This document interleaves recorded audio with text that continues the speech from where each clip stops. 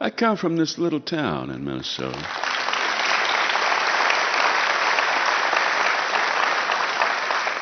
It's in the geographic center of the state. It's why it's not on any maps, because they surveyed Minnesota from the four corners, and when they got to the middle, they discovered that they had more of the state than there was room for within the boundaries, some of which were rivers and couldn't be fudged on, so they had to overlap the inner corners, and my town wound up on the bottom flab.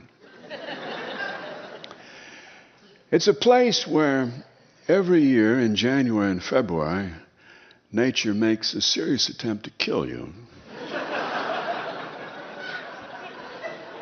So we are kind of partly New Age and partly Ice Age. Somehow like the cold weather. For us, cold takes the place of personal guilt for a few months. Maybe you're not the person that you ought to be, but in January is no time to be thinking about this.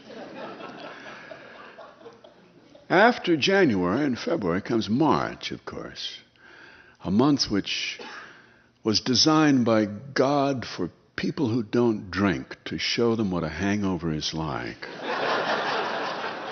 It's a month that extends into April and sometimes into May. It's in March of 1851 that the first Norwegians arrived in Lake Wobegon. They'd come over on account of the great herring famine previous winter.